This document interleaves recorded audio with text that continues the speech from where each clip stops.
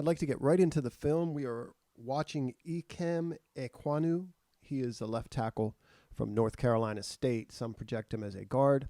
6'4", 320. He's a lot of fun to watch, and the tape speaks for itself. Let's get into it. Very common for him to bury defenders. Also very common for him to take on two defenders at once, sometimes three on a given play, and we'll see that in this video.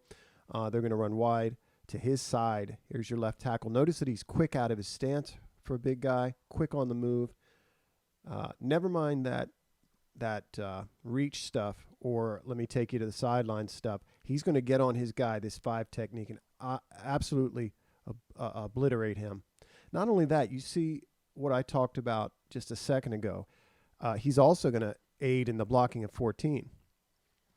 And then he's going to throw his weight on top of this initial block on the 5 technique. You see how he helps the tight end there, the wing?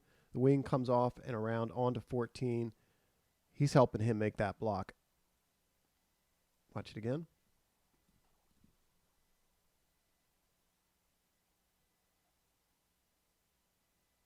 A bit of a similar looking play here. This 5 technique is going to work inside. Again, a wide zone play to his side. Watch him identify the linebacker to his right here visually.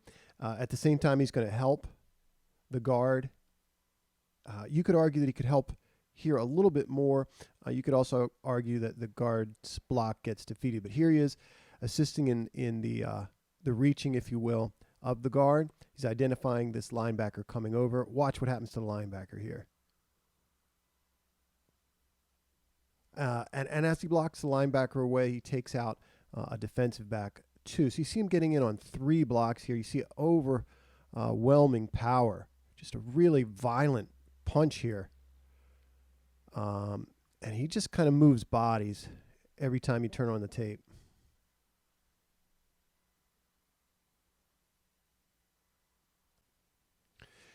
I don't think he gets enough credit for his athleticism.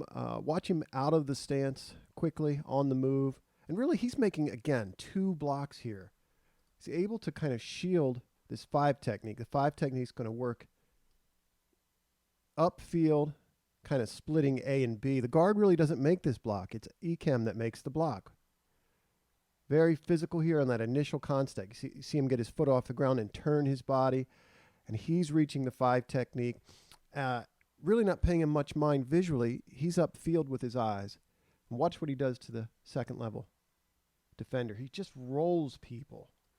I'm not sure if I've seen someone that does this consistently. This is the same game. We see this over and over and over again. Watch it again.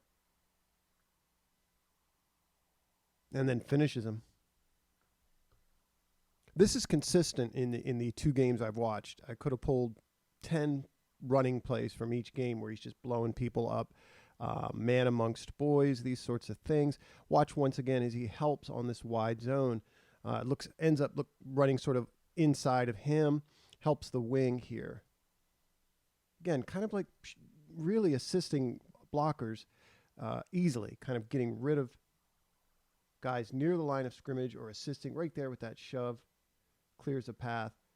Watch the defensive back kind of take on this contact, try to turn his body inside, cover that gap, and watch what he does with him. Just physical, violent, nasty guy. A lot of teams would like. The Ravens certainly. I'm very impressed by how often we see him get to the second level. And I don't think there's too many defensive backs or even linebackers that want to see this big body coming at them all game long.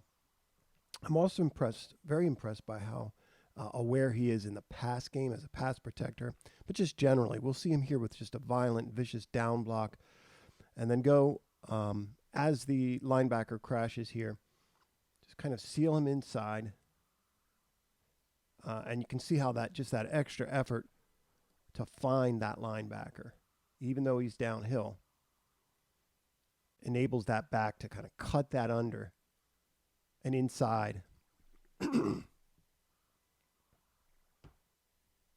I'm very impressed with him in both games that I've watched. as it relates to stunts and twists and play recognition. Watch him pass off the 5 tech here inside, pick up the nose, stop his feet, and does a nice job using his length there with his punch, stops his feet. And you can't see what he does to him, but he looks like he's probably headed to the ground. I think the issue with a lot of folks is whether he is a guard, whether he's a tackle. I think he can live outside. He'd probably be a really dominant guard as well. Love what we see here. Very similar looking stunt. This time Miami runs mirrored stunts to each side. They send a linebacker late, and they end up flushing the quarterback. Watch him pass off the outside rush. Moves him basically from the left tackle side over 2 gaps. And as the quarterback's flush, you're going to see this defender plant his outside foot. Has every intention, I'm sure, of getting upfield here and tracking down the quarterback. But you can see the length on display. And also the pop. We keep talking about it. The power. Just puts him on his butt. Watch it again.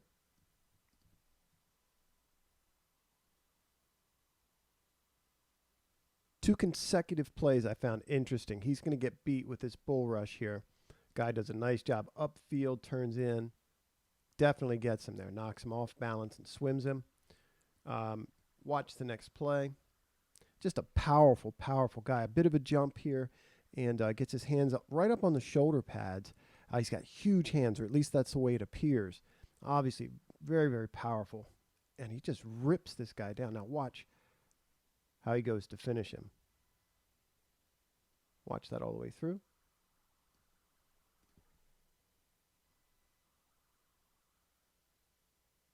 He's pretty square here, but I kind of like when he sets just a little bit to the outside or oversets slightly, because he has the athleticism to react if guys try to beat him inside. Here he lunges a little bit, gets beat off the edge. That's going to be the issue. People will wonder about his ability to keep up with speed outside. I